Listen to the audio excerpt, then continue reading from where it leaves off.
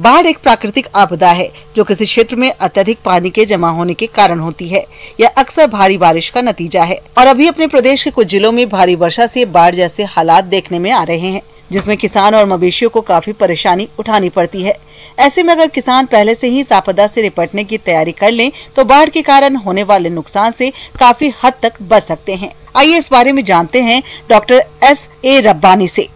देखिए किसान भाई, बिहार हमेशा जो है बाढ़ से ग्रसित, खास करके उत्तरी बिहार जो है में प्रत्येक साल जो है कुछ कहीं न कहीं जो है बाढ़ आता है और इसमें सबसे ज़्यादा नुकसान जो हमारे किसान भाइयों को झेलना पड़ता है। और इसी यही समय है जो कि आपका जब बिचड़ा लगाने से लेकर फल पकने तक, इसी बीच में जो है बाढ़ का प्रकोप होता है। और हमारा जो है जब भी मेहनत जो है बिचड़ा में हो या रोपनी में हो या धान पकने तक जो है, ऐसी स्थिति में अगर बाढ़ आ जाती है तो काफ़ी नुकसान होता है। जैसे कि अगर बिचड़ा लगाने के समय अगर बाढ़ आता है तो हम ऐसा करें कि अगर हमारा बिचड़ा नष्ट हो गया है तो उसमें दूसरे प्रभेद, जो अल्प अवधि का प्रभेद, अगर आप जो है पहले अब बड़े प्रभेद, लंबे प्रभेद जो लगाए हैं तो अब अल्प अवधि प्रभेद जो है उसका चयन करें। जैसे साकेत है, कावड़ी है, कनक है, तुरंता है, प्रभात है। अगर रोपनी के बाद अगर बाढ़ की स्थिति बनती है और अगर हमारा कुछ क्षेत्र अगर डूब जाता है, नष्ट हो जाता है, तो उसमें पुनः आप उसका रोपनी करें। अगर पूरा खेत अगर हमारा बर्बाद हो जाता है और दोबारा लगाना धान संभव नहीं होता, तो ऐसी स्थिति में किसान भाई हम लोग नकदी फसल जैसे तोरिया, कुल्थी, उड़द, जैसे उड़द में T9 नवीन वैरायटी, पंत उड़द 30, या आप आगात आलू वगैरह के लिए आप तैयार करें, ये आपको हैं और इसको लगा सकते हैं, इसका फ़ायदा ले सकते हैं और कमा सकते हैं। बाढ़ सभी प्रकार के आपदाओं में से सबसे अधिक व्यापक और बार बार होने वाली आपदा है। इसके परिणाम मृत्यु, विनाश, बीमारी और विस्थापन है। बाढ़ को हम एक बड़ी घटना के रूप में देख सकते हैं, जिसके कारण पानी की बहुत अधिक मात्रा अनियंत्रित अवस्था में एक बड़े क्षेत्र में फैल जाता है। बाढ़ के कारण आवागमन के समस्त साधन लगभग बंद हो जाते हैं। ऐसे में किसान अपने पशुओं को लेकर काफी परेशान हो जाते हैं। किसान भाई जो पशुपालक किसान हैं, जो पशुपालन करते हैं, और इस तो उनके लिए खास करके ये है कि जैसे ही बरसात का मौसम शुरू हो जाता है और बाढ़ की संभावना बनी रहती है, तो इससे किसान भाई सबसे पहले तो अपने पशुओं को रखने के लिए और खुद अपने सुरक्षित रखने के लिए ऊंचे स्थल का चयन कर लें जहाँ पर पशु जो है सुरक्षित हो, और उनके चारे का भी व्यवस्था जो है, कम से कम सूखे चारे का भी व्यवस्था जो है पहले से वो कर ले, ताकि वो उनका जो है उस समय जो है आपको जो पशुओं को जो है भूखा न रहना पड़े और चारा उपलब्ध हो जाए। वैसे तो कुदरती आपदा के सामने सब बेबस नजर आते हैं, फिर जिन इलाकों में हर साल बाढ़ का खतरा रहता है उन्हें पहले से ही अपने स्तर पर तैयारी करके रखनी चाहिए, जैसे कि पशु आहार की व्यवस्था। इसके तहत किसान पॉलिथीन में दाना मिश्रण, विटामिन, खनिज लवण आदि को एकत्रित करके रखें, जिसकी विपरीत परिस्थितियों में इनका प्रयोग कर सके।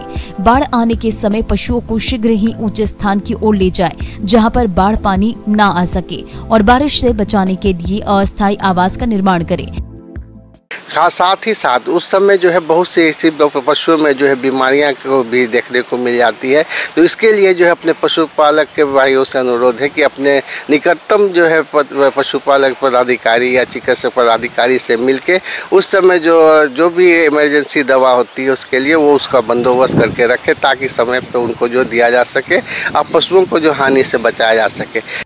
अक्सर बाढ़ के दौरान और बाद में तमाम तरह की गंदगी चारों ओर फैल जाती है, जिसमें कई तरह के हानिकारक रोग पनपने लगते हैं और इनसे पशुओं में रोग लगने की संभावना बढ़ जाती है। इसलिए एहतियात के तौर पर पशुओं को वर्षा के पूर्व ही घातक बीमारियों से बचाव के टीके अवश्य लगवाएं, जिससे संक्रमण काल में पशु इन रोग की चपेट में नहीं आए।